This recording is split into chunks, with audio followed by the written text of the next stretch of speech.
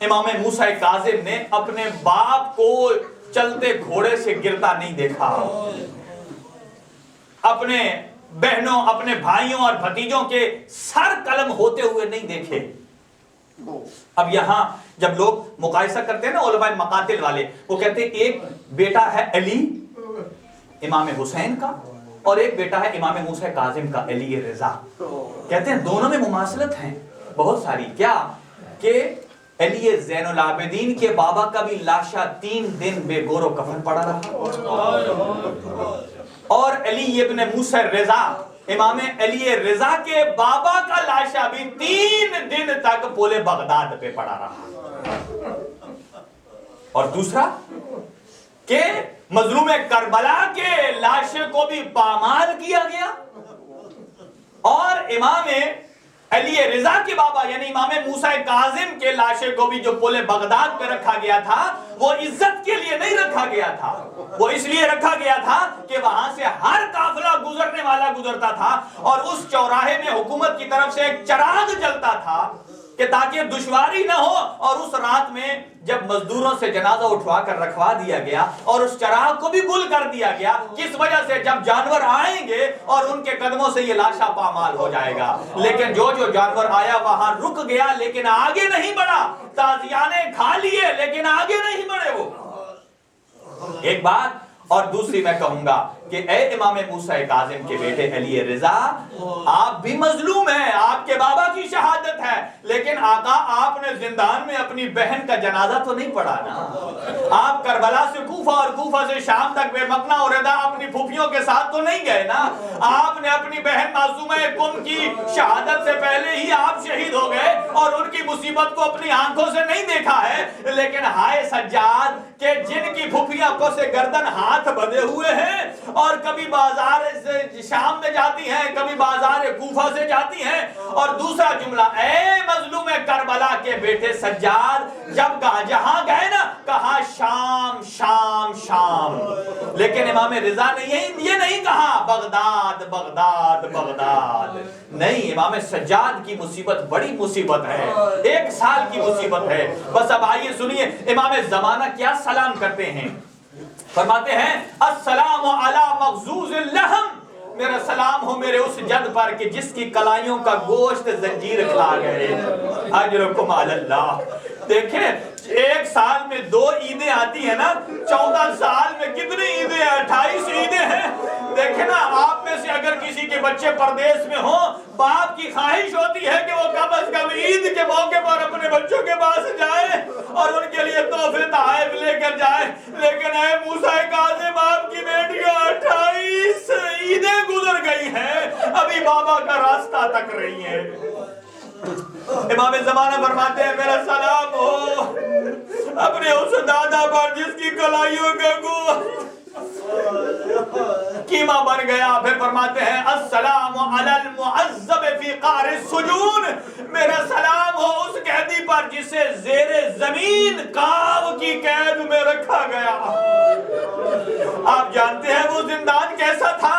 پہلے عیسیٰ بن جعفر کے زندان میں، وہاں سے فضل ابن ربی کے زندان میں، وہاں سے فضل ابن یحییٰ، پھر جب سندی بن شاہق کے زندان میں آئے نا، یہ طول و تفصیل نہیں بیان کروں گا، سندی بن شاہق کتنا ظالم تھا کہ اگر کوئی امام کی سزا میں تخفیف کرتا تھا نا اسے بھی سزا دیتا تھا، اور یہ ایسا زندان تھا کہ جو اتنا تاریک، نہ اس میں دھوپ کی کرن آتی تھی اور نہ تازہ ہوا آتی تھی، اور کیفیت کیا تھی، 24 گھنٹے میں 1 مرتبہ کھانا دیتا تھا اور اس کھانے میں بھی جو کم اور کنکر زیادہ ہوتے تھے، اور اتنا تنگ تھا کہ نہ تو پیر پھیلا کر لیٹ سکتے تھے اور نہ سیدھے کھڑے ہو سکتے تھے۔ میں نے ایک واعظ سے سنا کہ اسی زندان کی دیواروں کے ساتھ میخیں لگی ہوئی تھی، اگر امام کسی دیوار کا سہارا لکھتے تھے تو یہاں سے پہلو زخمی ہوتا ہے، اور اگر ماتھا ٹیکتے ہیں تو سر زخمی ہوتا ہے۔ اور ایک مرتبہ امام مظلوم امام موسیٰ کاظم زندان میں تھے، امام کا ایک شیعہ آیا اور اس دربان سے کہتا ہے ذرا میرے آقا کی مجھے زیارت تو کرا، کہا اس کی ایک ہی چابی ہے جو ہارون کے پاس ہے، البتہ یہاں ایک روشن دان ہے، اس میں سے دیکھنا چاہتے ہو تو دیکھ لو۔ جب دیکھا تو کہا وہاں تو ایک سفید چادر ہے اور ایک چراغ جل رہا ہے، تم نے میرے ساتھ مذاق کیا ہے؟ وہ کہتا ہے مذاق نہیں کیا، وہ جو چراغ ہے نا اس کے ساتھ ایک جو سفید چادر ہے نا اسی چادر کے نیچے تیرا امام موسیٰ کاظم ہے. اب کیفیت یہ ہو چکی ہے کہ بدن اتنا ضعیف نحیف کمزور ہو چکا ہے کہ نہیں معلوم ہوتا کہ چادر کے نیچے امام موجود ہے. یہ کیسے؟ اجرکم علی اللہ. اس ظالم نے جب زہر دیا نا اب باب الحوائج ہے امام موسیٰ کاظم اور کوئی بھی حاجت امام کے دروازے تک رہتی ہے تو حاجت ہوتی ہے, اس کے بعد قضائے حاجت ہو جاتی ہے. جس آدمی کی کوئی مشکل ہے آج امام موسیٰ کاظم کو باب الحوائج بنا کر اللہ کے ہاں واسطہ دیجئے. دیکھیے کتنے جلدی سرعت سے دعائیں قبول ہوتی ہیں. اور جب امام کو زہر ملا نا تو امام کے چہرے کا رنگ متغیر ہو رہا تھا, کبھی زرد ہوتا ہے کبھی سرخ ہوتا ہے. اتنے میں ہارون نے امام کو اپنے محل میں بلوا لیا اور وہاں ایک ڈاکٹر کا بندوبست کیا تاکہ یہ بتا سکے کہ امام طبعی موت اس دنیا سے جا رہے ہیں. لیکن ایک وقت ایسا آیا کہ جب ملائے اعلیٰ میں آواز گونجی انا للہ و انا الیہ راجعون. اب ہارون نے کہا یہ اپنی موت خود گئے ہیں طبعی موت ہے. وہاں ایک شیعہ علی موجود تھا, کہا میں نے امام کی حدیث سنی ہے کہ ما منا الا مسموم و مقتول, ہم میں سے جو بھی جاتا ہے یا وہ مظلوم ہے یا خون سے یا جو زہر سے شہید ہوتا ہے یا تلوار سے. میرے آقا کا قول حق ہے اور سچ ہے. کہتا میں خود اپنے آقا سے پوچھتا ہوں. اس نے کان قریب کر کے منہ قریب کر کے اور امام موسیٰ کاظم کے کان میں پوچھا آقا آپ کی شہادت کیسے ہوئی ہے؟ اب روایت کے الفاظ یہ ہیں جیسے جناب زہرا کے بندے کفن ٹوٹے تھے اور بی بی نے ہاتھ پھیلائے تھے اور زبان سے بولی تھی آ حسین میرے گلے لگ جا, ایسے ہی موسیٰ کاظم کی زبان سے 3 مرتبہ لفظ نکلا قتلن قتلن قتلا کہ مجھے قتل کیا گیا ہے, میں تبھی موت اس دنیا سے نہیں گیا.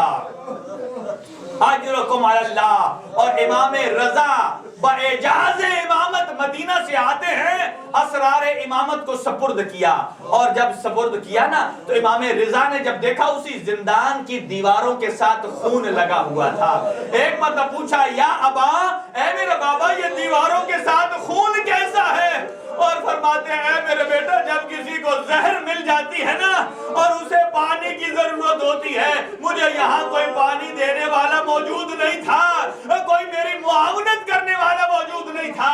جب مجھے خون کی الٹی آتی تھی کبھی میں اس دیوار کا سہارا لیتا تھا, کبھی میں اس دیوار کا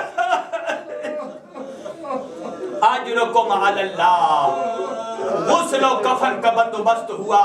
میں کہوں گا جب امام سے پوچھا جاتا تھا نا امام موسیٰ کاظم سے, جب امام کی محفل میں جب مجلس ہوتی تھی نا کہا جاتا تھا نا لا یوم کا یوم کا یا ابا عبداللہ, اے مظلوم کربلا آپ جیسا کوئی دن نہیں ہے.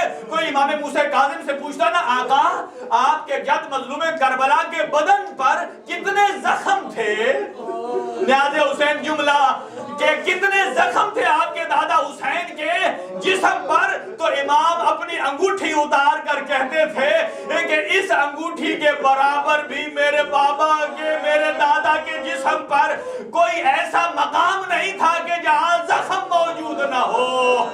اور امام کی روح اس قفس منصری سے پرواز کر جاتی ہے اور امام کا جب جنازہ اٹھتا ہے, یہاں میں ایک جملہ کہوں گا اور آپ کی زحمت تمام ہے, اور وہ کیا ہے کہ جب ایک مرتبہ تشیع جنازہ ہو رہا تھا اور ایک شخص ہے جس کا نام ہے سلیمان ابن جعفر, اس نے جب ایک بڑھیا کو روتے ہوئے دیکھا نا کہا اے بڑھیا تو کیوں رو رہی ہے, کیا تیرا کوئی جوان بیٹا مر گیا ہے؟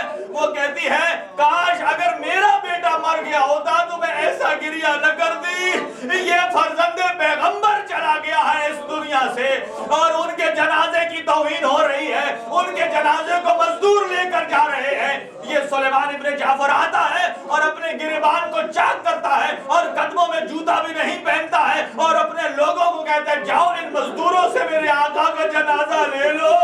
اور لے کر جب امام کے جنازے کو تدفین کی گئی, میں کہوں گا آقا امام رضا آپ نے اپنے بابا کو دفن کر دیا.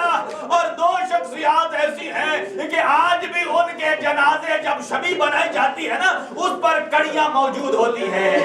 ایک حسین کی 4 سالہ سکینہ ہے جن کو امام سجاد کے ہاتھوں میں کڑیاں تھیں اور اپنی بہن سکینہ کے زیور نہیں اتار سکے. اور ایک امام موسیٰ کاظم ہے، جب دفن ہوئے سوائے کے مورکہ کی روایت ہے، امام موسیٰ کاظم فرماتے ہیں میری وصیت ہے مجھے انہی زنجیروں کے ساتھ دفن کرو. اب میں آقا کے پاس جاؤں گا، میں اپنے نانا سے کہوں گا آپ کی امت نے آپ کے بچوں پر کیا ظلم ڈھایا.